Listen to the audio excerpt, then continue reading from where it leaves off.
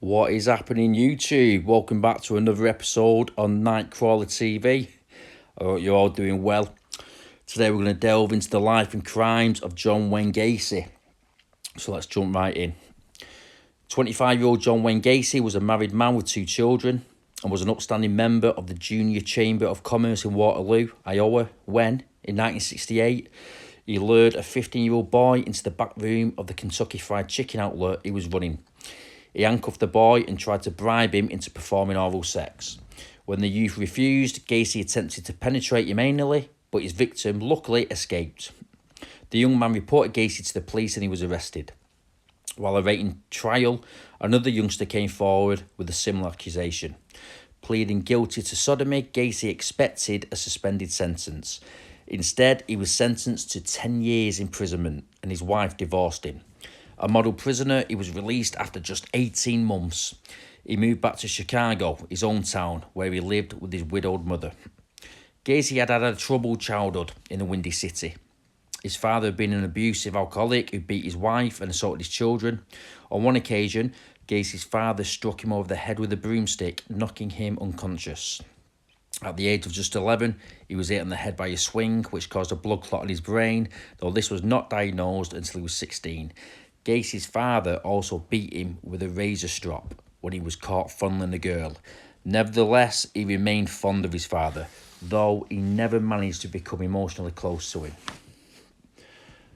A congenital heart condition meant that Gacy could not play sports with other children. He was labelled a sissy and told he would probably grow up queer, as his father said. Later, when he realised that he was attracted to men, he was thrown into deep turmoil over his own sexuality. His heart condition also meant that he put on a lot of weight. Dropping out of school, he went to Las Vegas, where he worked as a janitor in a funeral parlour. Later returning to Chicago, he went into business school and immersed himself in community work. Then, in 1964, he married Marilyn Myers, whose parents owned a string of Kentucky Fried Chicken outlets in Waterloo, and his father-in-law offered him the position of manager in one of them. His wife petitioned for divorce in 1968 after a succession of unseemly incidents and assaults.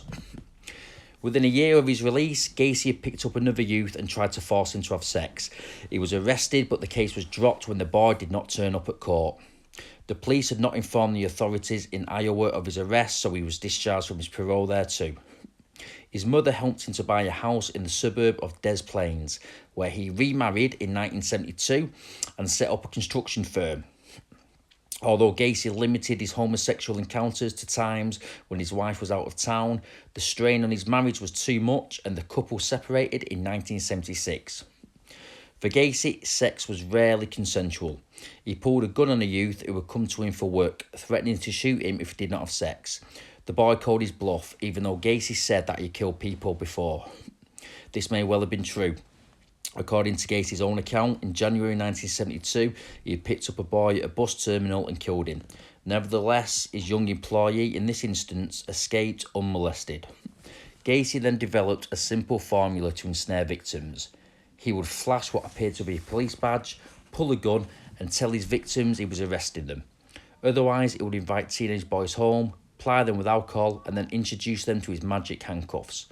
Once manacled, he would sexually abuse his victims.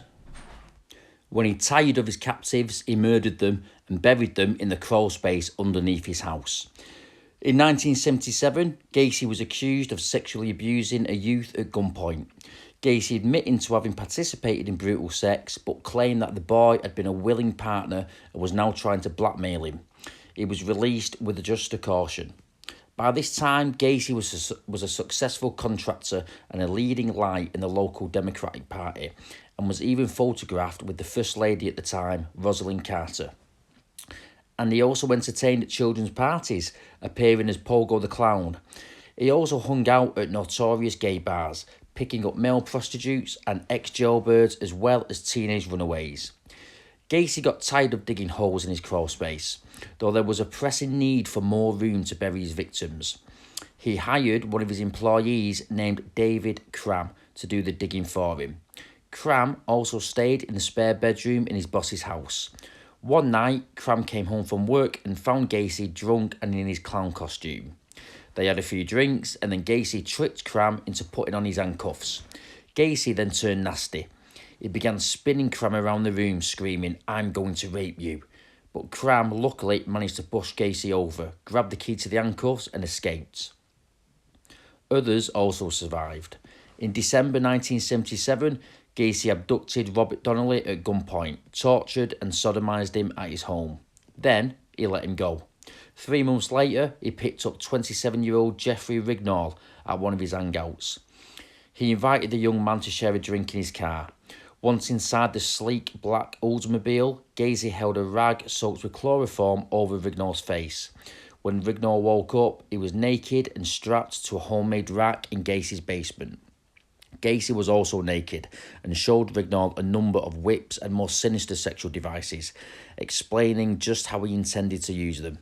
Gacy also told Rignall that he was a policeman and would shoot him if he raised any objection. He beat his defenceless victim mercilessly. The abuse and torture went on for hours. At times, it was so painful that Rignall begged to be allowed to die. Gacy would chloroform him again, then wait until he came around before he began the torture all over again. Eventually, Rignall said that if Gacy let him go, he would leave town and tell no one what had happened. He blacked out again and woke up fully dressed by a lake in Chicago's Lincoln Park. There was money in his pocket, but his driver's license was missing. In hospital, it was discovered that he was bleeding from the anus. His face was burnt and his liver was damaged from the chloroform. The police were sympathetic, but had very little to go on. Rignall could not remember the name, address or license plate of his assailant, but Rignall was determined. He rented a car and drove the route he thought Gacy had taken him, which he vaguely remembered through a haze of chloroform. Eventually, he found the express turn-off Gacy had taken. Waiting there, he struck lucky when Gacy's old Blacksmobile swept by. He noted down the license plate number and followed the car to where it parked in the driveway of 8213 West Summerdale Avenue. Rignall even checked the land registry and found that the house belonged to John Wayne Gacy.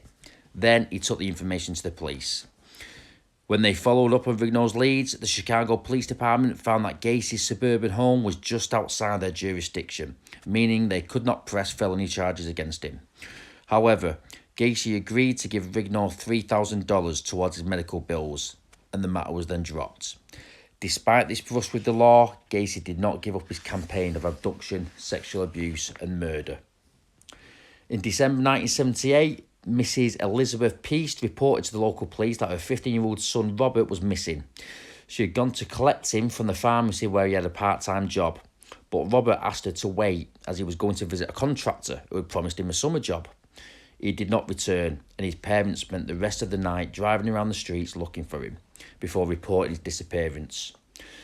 The pharmacist told the police that the contractor concerned might have been John Gacy, who had recently refurbished his shop. The local police then phoned Gacy, but he denied all knowledge of the missing boy. Robert Peast was, in fact, lying dead on Gacy's bed as they spoke. Checking the records, the police discovered Gacy's earlier conviction for sodomy, amongst other things. They went to see him, but Gacy refused to come down to the precinct to discuss the matter, and the police realised that they had no charge on which to hold him. Instead, they put Gacy's house under 24-hour surveillance. Nevertheless, Gacy managed to put Peast's body in a trunk and smuggled it out to his car. He jumped behind the wheel and raced off at high speed, leaving the police standing. Having lost his tail, Gacy drove down to the nearby Des Plaines River where he dumped Peast's body. The police finally managed to get a search warrant, which was difficult as there was so little evidence to go on. In the house, they found a receipt from the chemist for a roll of film made out to Kim Bayers, Robert's girlfriend. Although this wasn't enough to arrest Gacy, it was enough to justify putting him under another further 24-hour surveillance. Meanwhile, checking back through the records in both Illinois and Iowa, they found details of his previous sexual offences. Gacy must have thought he was untouchable and figured he could bluff his way through. He filed a civil lawsuit of $750,000 against the city of Des Plaines, alleging illegal search and seizure, harassment and slander. Then, one morning, he invited in two of the cops stationed outside his house for breakfast. As they sat down to eat, the policeman noticed a peculiar smell. Gacy had inadvertently switched off the pump that drained the basement. Water flowing under the house disturbed the soil where Gacy had buried 29 of his victims over the years, and now the stench came up. Armed with a warrant, the police discovered a trapdoor in the floor of a cupboard. When they opened it, they reeled back from the smell of rotting flesh that rose from the crawlspace below. A brief examination revealed a mass of human remains in a sea of stinking black mud.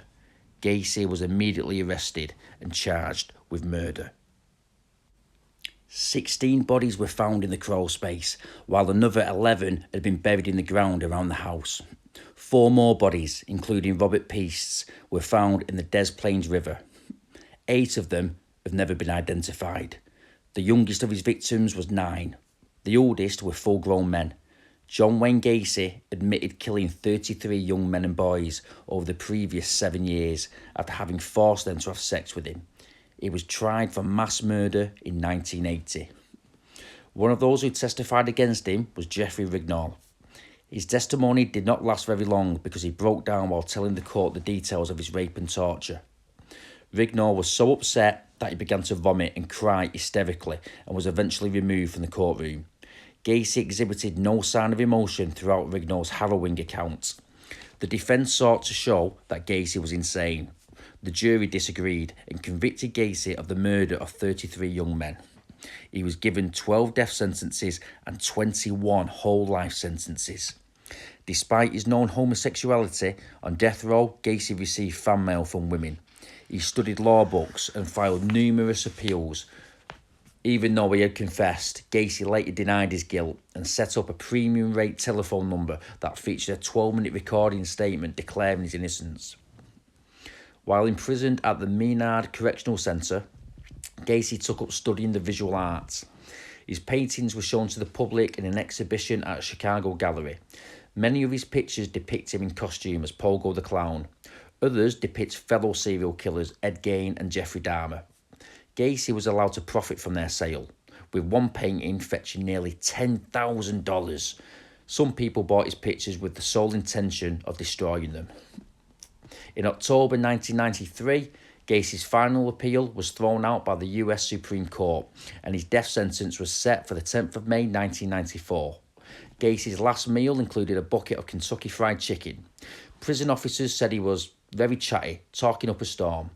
In the press interview shortly before his execution, Gacy told a reporter, "There's been 11 hardback books on me, 31 paperbacks, 2 screenplays, 1 movie, 1 off-Broadway play, 5 songs, and over 5,000 articles. What can I say about it?" Even though he was contributing to one more article, he quickly added, "I have no ego for any of this garbage." Gacy was executed by lethal injection just after midnight on the 10th of May. His last words were, "Kiss my ass." The following month, 25 of his paintings were burnt on a bonfire at an event in Naperville, just outside Chicago, attended by family members of 9 of his victims. Gacy's house at 8213 West Somerdale Avenue in Norwood Park, just east of Chicago's O'Hare International Airport, was torn apart in 1978 in an effort to find more evidence. The following year, the site was cleared. One demolition worker said, "If the devil's alive, he lived here." The empty lot attracted ghost hunters and other ghouls. A new house was built on the site, but it still attracted tourists and the occasional TV crew. A neighbour said, "If you've got 2 guys in a car or an out-of-state plate, it's probably Gacy." So guys, there we have it. The story and crimes of John Wayne Gacy. Let me know if you enjoyed the video. Yeah, quite an evil man, obviously. John Wayne Gacy. So if you found this video interesting, guys, let me know in the comments. Glad you enjoyed it. As always, be safe, be well, and I'll see you soon.